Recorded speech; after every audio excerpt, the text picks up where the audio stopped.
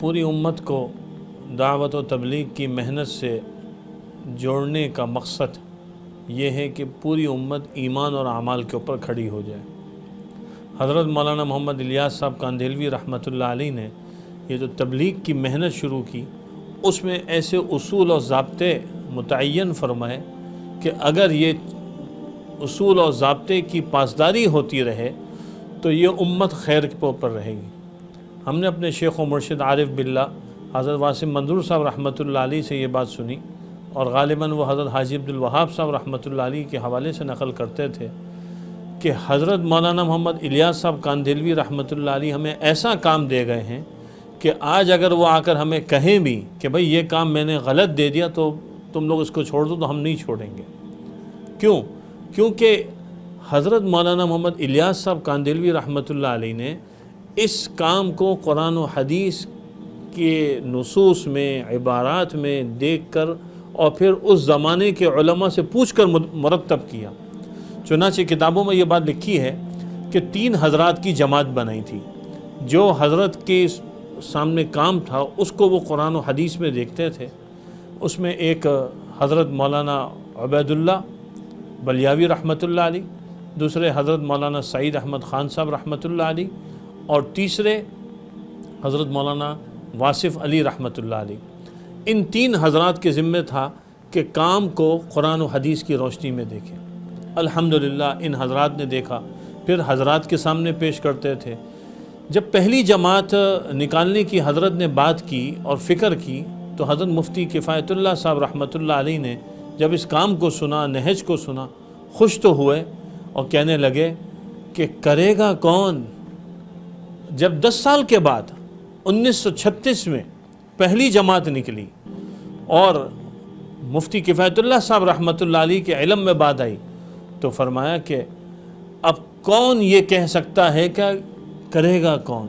اب تو جو ہے وہ کام شروع ہوگی۔ اور حضرت تھانوی رحمۃ اللہ علیہ نے بھی تائید کی۔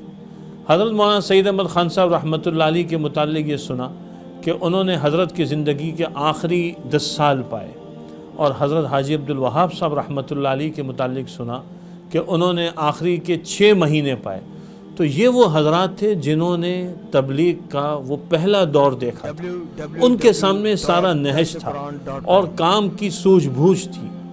یہ کام چلتا رہا۔ 1944 میں حضرت مولانا الیاس صاحب رحمۃ اللہ علیہ کا انتقال ہوا، اور پھر قیادت منتقل ہوئی حضرت کے بیٹے حضرت مولانا محمد یوسف صاحب کاندھلوی رحمۃ اللہ علیہ کی طرف، جو بہت بڑے عالم بھی تھے، بہت بڑے محدث بھی تھے، محقق بھی تھے، کئی کتابیں ہیں ان کی۔ انہوں نے کام کے نہج کو جو ان کے والد صاحب لے کے گئے تھے اسی کے اوپر لے کر چلیں، حذو النعل بالنعل، ایک قدم آگے پیچھے نہیں ہٹے، اور پھر اسی نہج کو سامنے رکھ کر حضرت مولانا محمد انعام الحسن صاحب کاندھلوی رحمۃ اللہ علیہ چلے ہیں، اور انہوں نے اس کام کا نہج بہت آسان کر دیا۔ ایک تو 6 نمبر ہے تبلیغ کے، وہ معروف ہیں: کلمہ، نماز، علم و ذکر، اکرام مسلم، اخلاص نیت، تصحیح نیت اور دعوت و تبلیغ۔ یہ تو 6 نمبر ہیں۔ باقی ہر مسجد 5 اعمال کے اوپر کھڑی ہو جائے۔ 5 اعمال پر جب ہر مسجد کھڑی ہو جائے گی تو ہر محلے کے اندر دینی فضا قائم ہو جائے گی۔ اور 5 اعمال بہت آسان ہیں۔ ایک عمل مہینے میں 1 دفعہ کرنا ہے، وہ ہے سہ روزے کا۔ ایک عمل ہفتے میں 1 دفعہ کرنے کا، وہ کیا ہے؟ 2 گشت ہے، محلے کا گشت ہے اور بیرونی گشت ہے۔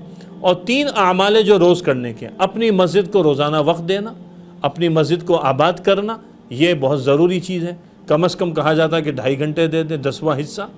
اور دوسری چیز محلے کی تعلیم، فضائل اعمال کی تعلیم کا اہتمام، اور ان سب اعمال کو لے کر چلنے کی ترتیب کے لیے مشورہ، محلے کی جماعت کا مشورہ۔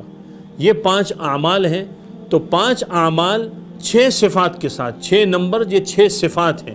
ان صفات کے ساتھ جب یہ کیا جائے گا تو پوری امت کے اندر خیر بھی پھیلے گی، اور امت پناہ، جو امت بنانے کی محنت ہے، وہ عام ہو جائے گی۔ تبلیغ اس کا نام ہے، یہ آسان سی محنت ہے، ہر آدمی اس کو کر سکتا ہے، ہر آدمی لگ سکتا ہے۔ باقی اللہ تعالیٰ نے توفیق دی، بھائی 4 مہینے بھی لگائیں، اور جو ہے نا لمبے اوقات کے لیے بھی نکلیں، اور پوری دنیا کے اندر دین کو پھیلائیں، یہ بھی کام کا حصہ ہے۔ لیکن اگر کوئی ابھی نہیں جا سکتا، اعذار ہیں، مسائل ہیں، کسی کی جو ہے نا وہ کام کی مصروفیات ہیں، تعلیمی مصروفیات، تو مقام پر رہ کر مسجد کے 5 اعمال، اس کا اہتمام 6 صفات کے ساتھ کرنا شروع کر دیں، انشاءاللہ پوری دنیا میں جو دین زندہ ہوگا اس میں اس کا بھی انشاءاللہ حصہ۔ سوشل میڈیا پر سب سے قدیم اور سب سے ریلائبل برانڈ درسقرآن.com